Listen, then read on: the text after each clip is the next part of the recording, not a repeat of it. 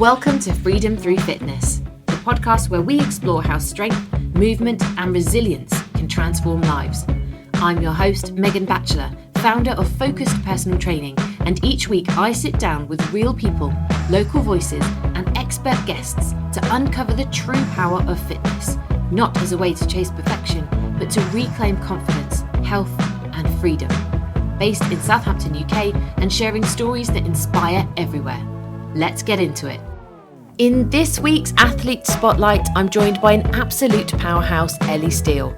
Ellie is a British record-holding international powerlifter who recently represented Great Britain at the Equipped Powerlifting Open World Championships in Norway. And while this conversation was recorded just before that trip, I'm thrilled to say that she went on to win gold in the under 57 kg women's bench press, an incredible achievement on the world stage. But Ellie's story goes far beyond records and medals. She's also a proud mum to her 2-year-old son Blakey and supports her husband Chris in running their family business, New Forest Family Butchers, which serves local communities across West Wellow, Winchester and Lyndhurst. In this episode, we dive into Ellie's journey into elite sport, what it takes to compete at the highest level, and how she balances intense training with motherhood, business and everyday life.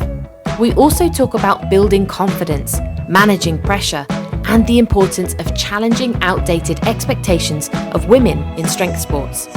If you ever wondered what it really takes to be world class, or how lifting can empower every part of your life, this is one to listen to. So let's get into it. I was in sort of this autopilot of thinking I just had to get through. Okay, so today I'm delighted to welcome Ellie Steel of Steel Powerlifting. I've known Ellie for a little while through my own journey in powerlifting, but she's an absolute powerhouse. She runs Steel Powerlifting, which is a group of 20 lifters, a real mixture of abilities, and you're just looking to help everybody achieve, their own personal best and reach as far as they can. But of course, with your own journey, you have got 16 British titles, at least 14 British records, but you're probably not sure. There's probably a few extras in there, and even in the 2021 Hall of Fame for the British powerlifting. So you have an absolutely fantastic track record. I'm really excited that you've agreed to share your time with me today. What I'd really love to do is start right at the beginning in terms of your journey and how you got here. So when do you remember the first time having that passion and that interest for sport? So the very first sport I took up was highboard diving, and that was a result of me being at a water park with my family and being too small to go on any of the rides. So after a lot of searching for rides that I could go on, my mum said to me, "I found a diving pool. Why don't you just come and have a go on the boards for a bit?" So I did that for most of the afternoon, and after a good few hours of just getting up the stairs and jumping off, and my mum scoring me out of 10, she said, "When we get back to England, why don't you do a few diving lessons?" They hadn't long built the quays in Southampton. So I started diving at around the age of 8. And I did that up until I was 15, so 20 hours a week training. I made the World Class Start programme, which is one of the first programmes before you head onto the Olympic team. So it goes like World Class Start. I don't know if it does anymore, but it was World Class Start, Junior Olympic programme. And the thought is that gets you right up to Olympic standard. But I unfortunately had an accident at the age of 15, which meant that I decided that I didn't want to do it anymore. It was only recently that I figured out what had happened. I had an accident off 7 metre, and after that I really, really struggled to get back into diving in general. I had what I now know as the twisties, which is what Simone Biles had, and having read about that is 100% what I had. I lost my spatial awareness, and it took me a long time to get my confidence back. I did try and go back to diving, but it never really happened for me. So I stopped doing that. Then I had a couple of years off sport. And then I went to the University of Birmingham, and when I was at university I thought I should take up another sport. So in the first year of uni I did rugby. I started rugby, and I liked it, but I was clearly too small. People were tackling me, and I've always kind of been this size, if not smaller, and I also struggled with the rules. So after rugby I decided that wasn't for me anymore. I tried judo. I enjoyed judo, but again, everybody else that had gone to uni had already done judo for a number of years, so I was fighting black belts, brown belts. I enjoyed the conditioning side of it, but I didn't like the fact that I was permanently being thrown onto my bum every 2 minutes. The guy that I lived with at uni, he worked as a personal trainer in fitness first, and he said, why don't you come to the gym with me? So we started training together, and from there it was apparent I was quite strong, which I knew anyway because I had such a background in sport, but it was what do I do with it, and how do I find a sport that I'm suited to physically, being so small. I came back to Southampton. I'm sort of from this area, and I did an amateur strongwoman competition at Spartan's gym, and I really enjoyed it. It had a deadlift in it. It had a sort of some loading medleys, and after that I went to a strongman seminar in Fareham at Rob Frampton's gym, and it just so happened to be that when I was at this seminar I met my current coach, Dean Bowring, and he said to me at the end of the seminar, like, I saw you look pretty strong, like, you know, there were some things that I was sort of better at than other people, and he said, have you ever thought about powerlifting? I said, well, I don't really know what it is. And actually at the end of the seminar he went through some powerlifting movements with me, and I said, no, I like this is quite fun. And he said, well, the guy that used to coach me, Aaron Singh, he lives up in Birmingham. I was going back to university in Birmingham, so he put us in contact together, and from then onwards I started training with Aaron until I moved back to Southampton, where I started training with Dean again. But I went up to Birmingham, and within sort of the first year of training with him, he got me good enough to be on the Great Britain team, and that's sort of and I've managed to keep that place for the last 12 years on the team. That's amazing. So there must have been just like that natural predisposition, that natural talent, and you've kind of really found your sport. It sounds, you know, you were looking at lots of different things. I was searching for my sport. I knew that I had the discipline. I felt like I had the physicality to be very, very good at a sport. I felt like I had all the makings of, I wanted to make it in diving, but unfortunately it didn't happen. After diving, they put me through assessments to see what other sport I could go into. So right from the time that I retired, they were doing tests on me to see where could she go, and they came up with cycling, or they came up with speed skating. Oh wow. And I didn't go down either of those routes, but like you say, I was searching for something, and I did find the sport that I feel was the right sport for me. So that must have, if I kind of go back to that time where you kind of used the word like retired, so it was almost like you had a path in front of you initially. You were diving, you had the support of, I think you told me, a nutritionist, psychologist, all those different things. How did you deal with it mentally when it's almost kind of like the rug was pulled out from underneath you a little bit? How was that experience? Yeah, it was hard. I mean, actually, interestingly, I was very affected by it because it wasn't only me involved in the sport. My dad was chairman of Southampton Diving Academy. My mum was a chaperone. She taught ballet to the divers, to the British divers. So we were all so involved in it, and I felt like, because of something that happened to me, I was having to bring everybody out of the sport. I struggled a lot, but I was interested in the psychological side of retiring from sport. So at university I did my dissertation on the impacts of retirement on elite level athletes, and I found some very interesting things. I mean, lots of athletes considered suicide at the end of the sport. I've heard of tragic stories of people finishing their sporting career and not knowing what to do, and quite often you only really go down the coaching path because you know that's all you've ever known. So I did struggle. I'd gone from being somebody at school that everybody knew as the diver, well actually they all said the swimmer because they you know, and now I get called a weightlifter, so I was known as the diver, and then all of a sudden I was at home, finishing at home by 5:30, not in the pool, watching TV, eating twirls, thinking, well, that was it then, was it? You know, it was hard. It was like a grieving process, really. Yeah, absolutely. And I think it's really important, and like, I'm grateful for you sharing that, because whether you're an athlete or whether you're just general population trying to stay fit, everybody's going to hit bumps in the road, whether that's, you know, when COVID hits or when your family changes or some sort of barrier comes up in front of you, and it really can knock the wind out of you. And it's quite important that people can hear that even someone, an elite level athlete like yourself, has had moments in the past where you've felt a little bit helpless and directionless. But that the search continued. And you found something that lit a fire in you again. And I think what was hard for me, I was also at an age where you're learning a lot about yourself, 15, 16, you don't really know what path you want to take.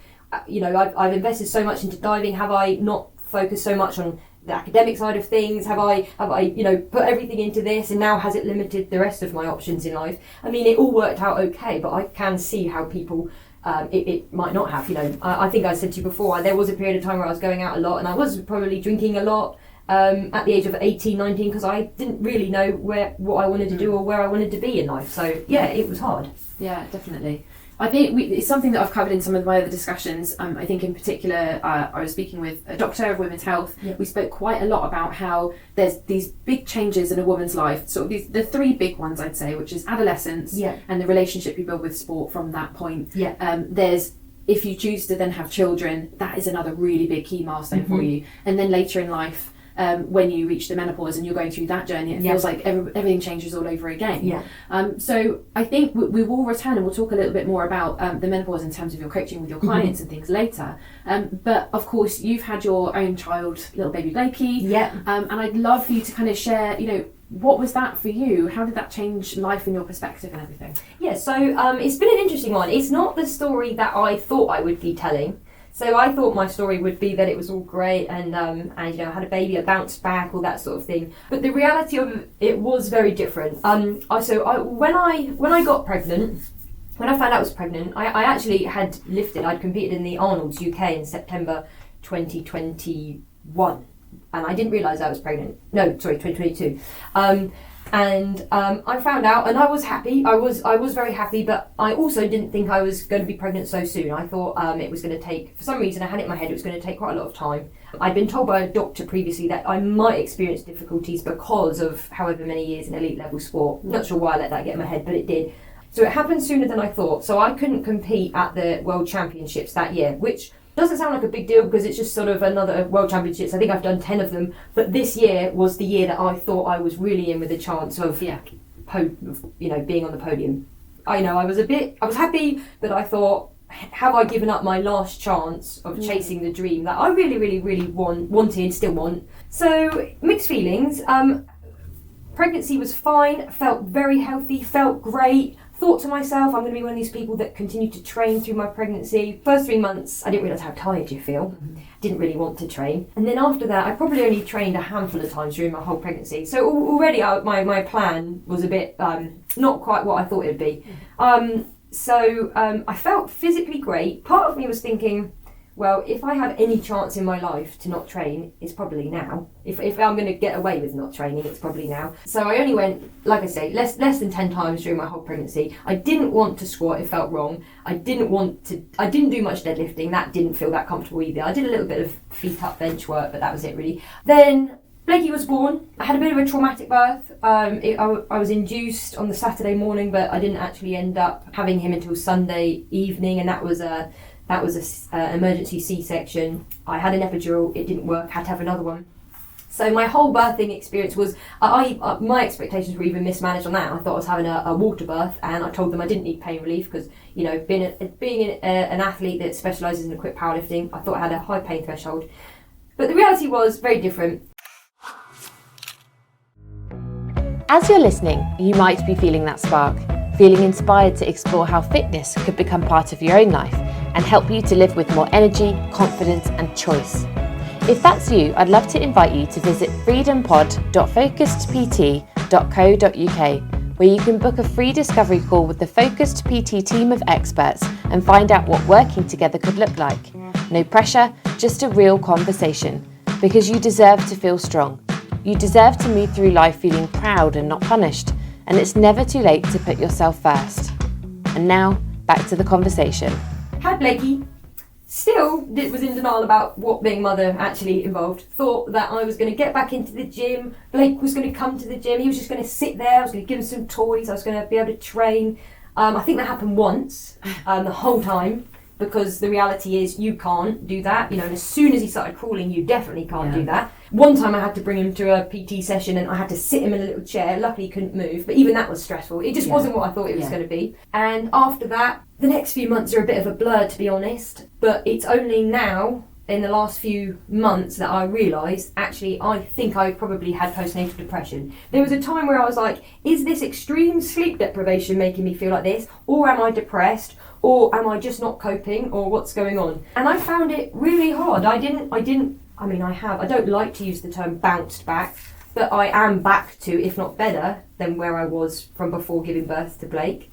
But it took a long time. I went through a lot of things that I wasn't expecting to mentally. I thought I could have it all, and actually something had to give. And I found the whole thing very, very difficult. Something else that you've said to me in conversations before is that at one point you almost not only were denying to yourself that you felt that you needed help, but that, when you did belatedly get some access to support, you then sort of actually changed your mind, said, no, I don't need support. And I think that speaks a lot to your decades of just chin down, work harder, and I'll be fine. And I think even people who aren't athletes often have that mentality when they start to recognise that they're struggling, saying, don't worry, if I just work harder, if I sink my teeth into it more, it'll be better, and they kind of turn the mirror back on themselves. Do you kind of remember a time where that was the thought process? 100%. Even from before giving birth, like I said, I thought, I'm going to have this baby and he has to sort of fit into my life because I'm an athlete. That's definitely how I identify myself. If I'm competing in Prague, he's going to have to come there, he's going to have to do all this with me because this is what I do. And the reality was, actually, no, I have to change my life for him, which is something I didn't realise until about sort of 7 months in. And I thought, I can't keep doing this and expecting this to work. I have to change for him. So, but 100%, the mentality was just keep going. I've done a lot of solo sports. I've got myself through it. I've been in places and been sad and always picked myself up. Resilience is probably my best trait in everything I do. Just don't let it get to you. Just don't think about it too much. My motto in life has been, don't think about it. Don't overthink it. Just do it. Yeah. And I think that is exactly how I approached probably from when he was born till he was a year old. And I don't even think I was thinking about bonding with him too much. I was just thinking, just get through it. Everyone says, get through the first few months. So I was in sort of this autopilot of thinking I just had to get through and survive. And I wasn't really, taking the time to go on walks with him and stuff because I was concerned about just get through it. Yeah. So it was 100% the mentality was just knuckle down. And when he was about sort of 10 months old, I remember reading an article about somebody saying that they didn't feel they bonded to their child until he was 10 months. And I thought, I actually think I have that. And I don't know whether it was the C-section, just the complete not really knowing what I was getting myself into. Yeah. And I feel terrible saying that now because now I look at him and it's very, very different. Yeah. But it took a long time and a lot of things happened in those 10 months. My mum got ill. I got sepsis after I gave birth. My mum had got sepsis only a few months after I'd given birth. And none of it was expected. No. And what doesn't help is I was following many Instagram pages and I was looking at my morning routine, which involved them in matching headbands and, no sort of nappies. But the reality was I was like drowning in nappies. I wasn't feeling very well and I wanted help, but I didn't really want to ask for help. Yeah. And people were giving me space because they thought I needed space with the baby. Or there was just no, I don't know, it was just hard. It was hard. It's a massive shift in identity, and that's something that I've heard from so many mothers, and particularly those who you said, I identified as an athlete, you still do now, but when there is such a shift in the makeup of your day and you end up on that Groundhog Day, that like nappy, feed, sleep, repeat, nappy, feed, sleep, repeat, and it feels like the walls close in on you a little bit. It's amazing the difference that somebody's different perspective saying, just get out for a walk can make. And I remember probably one of the biggest turning points for me was my return to training after having the children. And I think the powerlifting community is a really important part of that, and the style in which they train and the community that's built in gyms. Like, what have you observed yourself of the comparison between people's traditional experiences of gyms, perhaps in a more commercial setting, versus what it's like in the powerlifting community? The powerlifting community for me have been my family. They really have. The people I've trained with for years and years and years, they've seen me through every stage of my life. They've met the boyfriends, they've been everywhere with me globally.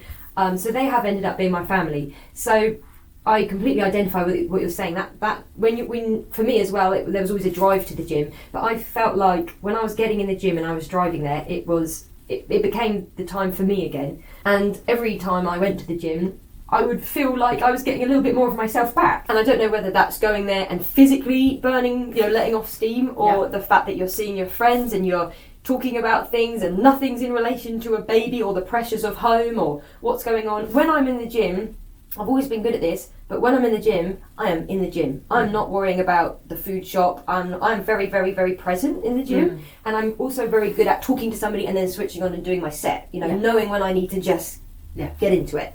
So the community itself is something like you probably no one else would experience unless they were also powerlifters. Or I guess it's probably the same in lots of sports. But for me, it's my family. And the thing that you say about training in commercial gyms, I after I'd given birth to Blake, when I did get back into training, because my mum wasn't very well and had lots of things going on, I would have to leave Blake with my mum, who was disabled at the time. My dad is in his 80s, so I'd have to leave my mum and my dad and my nan and my grandpa, who are 88 and 93, all in Tesco, in a Tesco and cafe in Tesco, looking after Blake whilst I went and trained over the road.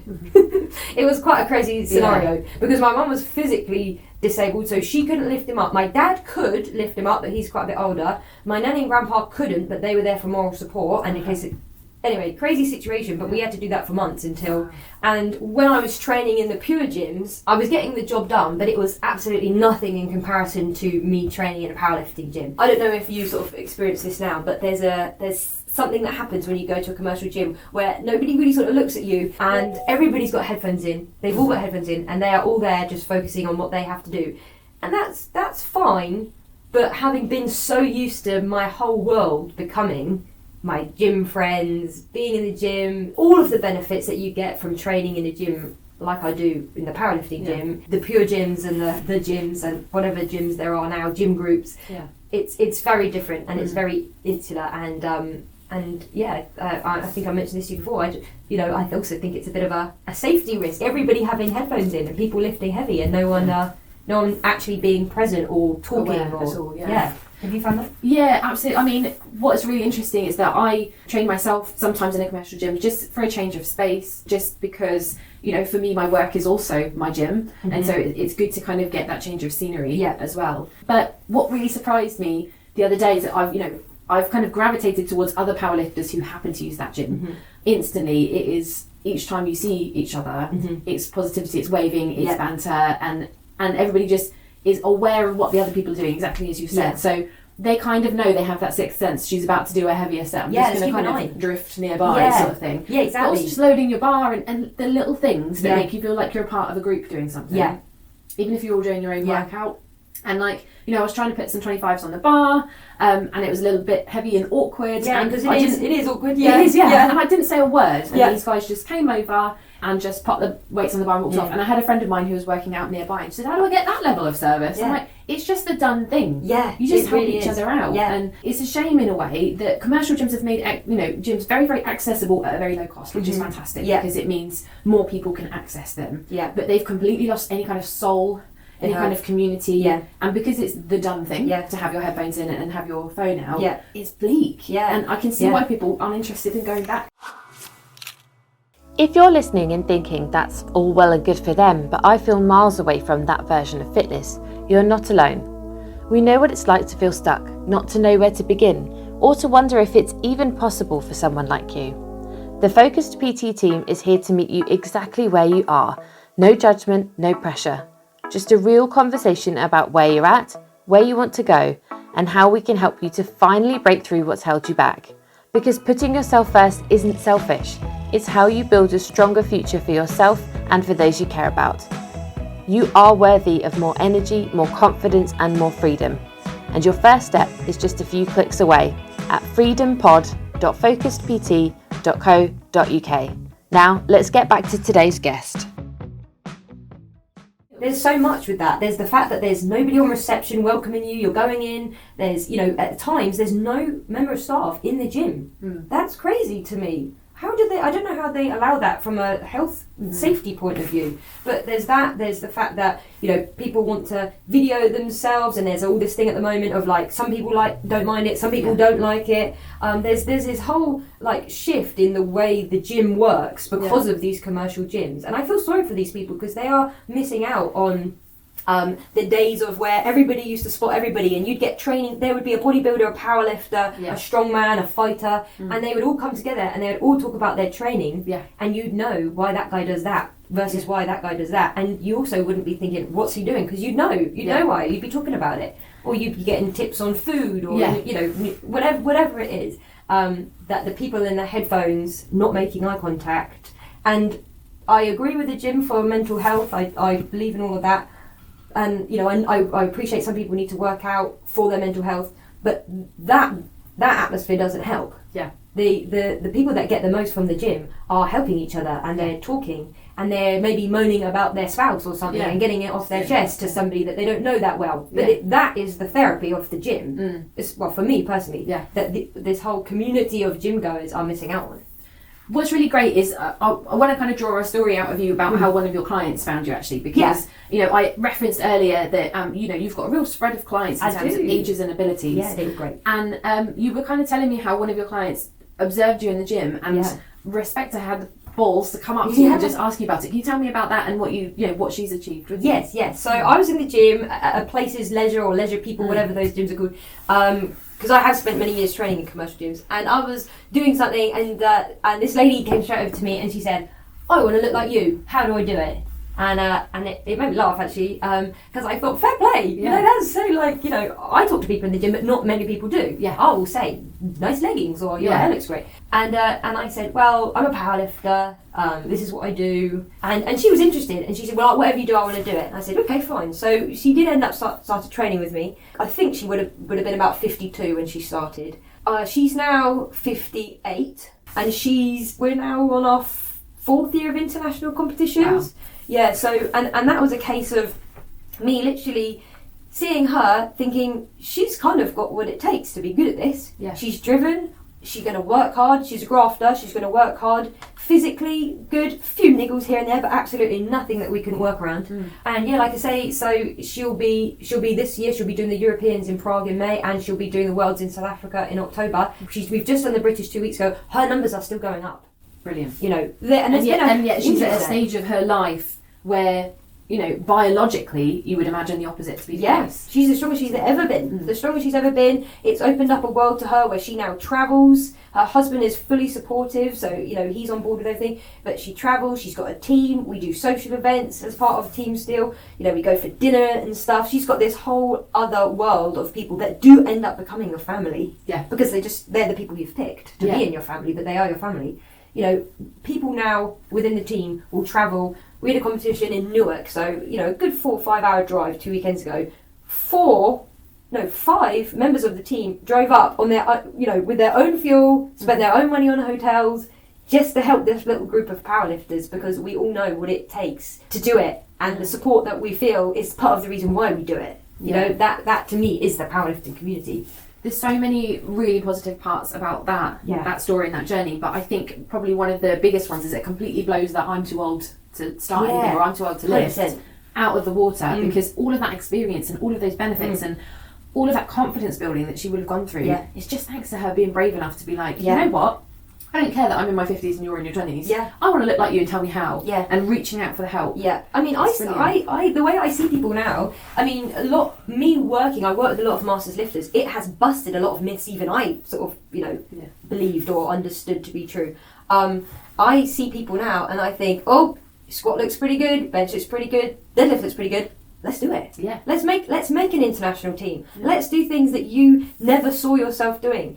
And the person I'm talking about in this situation, she's got kids and they've seen her go from just sort of being a mum or whatever to now in this, the later stages of her life, she is now doing all these things that people can only dream of. Representing Great Britain on podiums all over the world.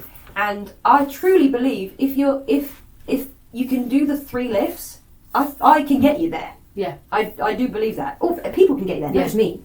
Strength coaches can get you there, but it all comes down to how much you want it, whether you're willing to put the work in, whether you're willing to listen to that person that knows a lot more. Rest when you need to, push when you need to, that sort of thing. But I look at a lot of people now over 40, and I think, right, are we doing this? Yeah. Because we can. I look at my dad; he's 80, he's got back pain. I'm like, Dad, let's get in the gym. Yeah. You got back pain? Let's get in the gym. It's such a spectrum, isn't it? Because there'll be those who are listening who like, actually, I don't want the podium stuff, I don't want the competitive stuff, but strength training is a spectrum. And so whether it is your dad who you are doing functional movements for to reduce pain and improve quality of life, that's strength training, and you've got your ladies who are on the podium who are absolutely busting out a 1 rep max, that's strength training, and so is everything in between. Yeah. And so hopefully what all of these stories that we're managing to share is that it gives the people the confidence to go, okay, I want a slice of that. I want my version of a slice of that. Yeah. And having that confidence to get out there and try something. Yeah. I mean, what like this